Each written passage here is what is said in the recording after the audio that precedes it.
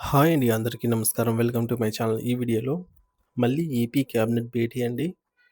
DA, IR, పీఆర్సీలపై తాజా నిర్ణయం.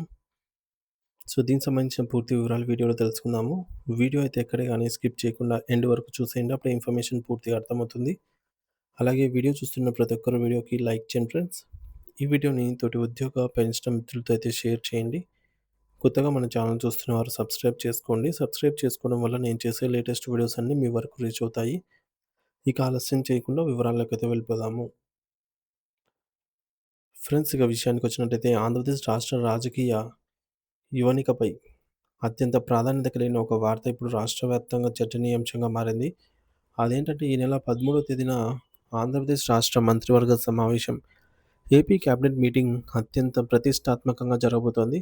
ఈ సమావేశం కేవలం ఒక సాధారణ పరిపాలన ప్రక్రియ మాత్రమే కాదు, రాష్ట్ర భవిష్యత్తును నిర్ణయించే కీలకమైన విధానపరమైనటువంటి నిర్ణయాలు ఇక్కడ తీసుకోబడతాయి. కాబట్టి దీనిపై అందరి దృష్టి నెలకొంది.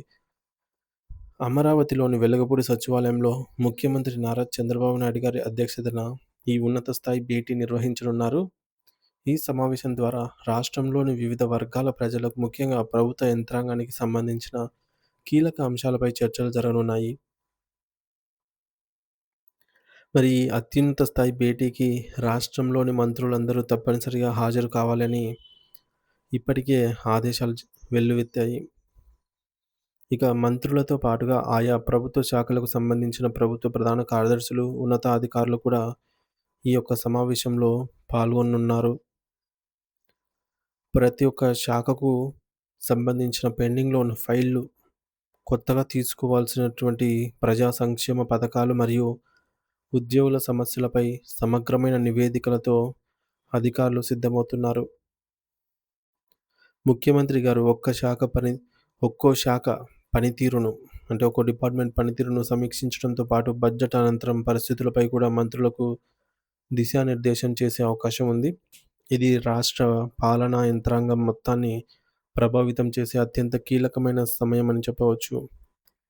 ఆంధ్రప్రదేశ్ రాష్ట్రంలో తెలుగుదేశం, జనసేన మరియు బీజేపీ కూటమి ప్రభుత్వం అధికారంలోకి వచ్చిన నాటి నుండి ఇప్పటికీ పలుమార్లు చాలాసార్లు క్యాబినెట్ భేటీలు, సమావేశాలు జరిగాయి. అయితే రాష్ట్ర వ్యాప్తంగా ఉన్న లక్షలాది మంది ప్రభుత్వ ఉద్యోగులకు మరియు పెన్షనర్లకు సంబంధించిన కీలక ఆర్థిక అంశాలపై ఇంకా ఎటువంటి స్పష్టమైన మరియు తుది నిర్ణయాలు వెలువడలేదు. కానీ ప్రతి క్యాబినెట్ భేటీ జరిగినప్పుడల్లా తమకు రావాల్సినటువంటి బకాయిలపై ఒక శుభవార్త వస్తుందని ఉద్యోగ వర్గాలు వెయ్యి కళ్ళతో ఎదురు చూస్తూ ఉన్నాయి. గత ఎన్నికల సమయంలో కూటమి నాయకులు ఇచ్చిన హామీల మేరకు తమ సమస్యలను ప్రభుత్వం సానుకూల దృక్పథంతో పరిష్కరిస్తుందని వారు ప్రగాఢంగా విశ్వసిస్తూ ఉన్నారు. కానీ ఇప్పటివరకు జరిగిన జాప్యంలో కొంత ఆందోళన కలిగిస్తోంది. ముఖ్యంగా ఉద్యోగుల జీవన ప్రమాణాలను నిర్ణయించే కొత్త వేతన సవరణ పీఆర్సీ అమలు విషయం ఇప్పుడు అత్యంత కీలకంగా మారింది. పీఆర్సీ నివేదిక రావడానికి సమయం పడుతుంది కాబట్టి అంతవరకు ఆర్థిక వెసులుబాటు కోసం ప్రభుత్వం మధ్యంతర భృతి ఐఆర్ ప్రకటించాలని ఉద్యోగ సంఘాలు గట్టిగా డిమాండ్ చేస్తూ ఉన్నాయి. దీంతో పాటు గత ప్రభుత్వం నుండి పెండింగ్‌లో ఉన్న డీఏ బకాయిల విషయంపై కూడా సర్వత్రా ఉత్కంఠత నెలకొంది. ఆకాశాన్ని తాకుతున్న నిత్యావసర వస్తువుల ధరలకు అనుగుణంగా రావాల్సిన డీఏలు సకాలంలో అందకపోవడంతో మధ్యతరగతి ఉద్యోగ కుటుంబాలు తీవ్రమైన ఆర్థిక ఇబ్బందులను ఎదుర్కొంటున్నాయి. ఈ సమస్యలన్నిటికీ ఈ సమావేశంలో పరిష్కారం లభిస్తుందని వారు ఆశపడుతున్నారు.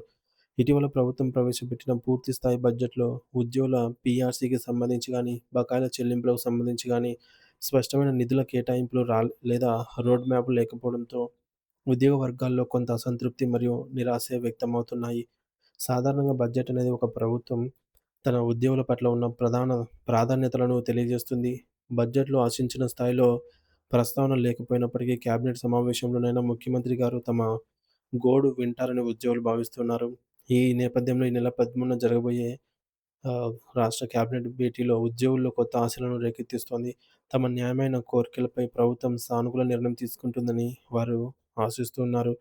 విశ్వసనీయ వర్గాల నుంచి అందుతున్న సమాచారం ప్రకారం ముఖ్యమంత్రి చంద్రబాబు నాయుడు గారు ఉద్యోగుల సమస్యలపై ఒక ప్రత్యేక నివేదికను సిద్ధం చేయాలని ఇప్పటికే అధికారులను ఆదేశించినట్టుగా తెలుస్తోంది. ఉద్యోగులు ప్రభుత్వంపై పెట్టుకున్న నమ్మకాన్ని వమ్ము చేయకుండా కొన్ని కీలకమైన ఫైళ్లను ఈ సమావేశంలో ఆమోదించే అవకాశం ఉందని రాజకీయ వర్గాల్లో చర్చ జరుగుతోంది. కనీసం ఒక పెండింగ్ డీఏను విడుదల చేయడం లేదా పీఆర్సీ కమిషన్ ఏర్పాటుపై అధికారిక ప్రకటన చేయడం ద్వారా ఉద్యోగుల్లో భరోసా నింపాలని ప్రభుత్వం యోచిస్తోంది. ఉద్యోగులు సంతృప్తిగా ఉంటేనే ప్రభుత్వ పథకాలు ప్రజల్లోకి సమర్థవంతంగా వెళ్తాయని ముఖ్యమంత్రి గారు బలంగా నమ్ముతారు. ఆంధ్రప్రదేశ్ జేఏసీ, ఏపీ జేఏసీ మరియు ఇతర ప్రధాన ఉపాధ్యాయ సంఘాలు, ఉద్యోగ సంఘాలు కూడా ఈ సమావేశంపై భారీ ఆశలు పెట్టుకున్నాయి. సంఘాల నాయకులు ఇప్పటికే పలువురు మంత్రులను కలిసి తమ విన్నపాలను అందజేశారు. రాష్ట్ర ఆర్థిక పరిస్థితి క్లిష్టంగా ఉన్నప్పటికీ తమ కష్టార్జితమైన బకాయిలను విడుదల చేయాలని వారు కోరుతూ ఉన్నారు.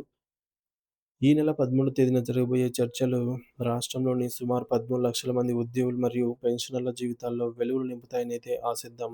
ప్రభుత్వం తన బాధ్యతను గుర్తించి ఉద్యోగుల పట్ల స్నేహపూర్వకంగా వ్యవహరించి వారి సమస్యలను పరిష్కరిస్తుందని, తద్వారా రాష్ట్ర వికాసంలో వారిని భాగస్వాములను చేస్తుందని మనస్ఫూర్తిగా కోరుకుందాం.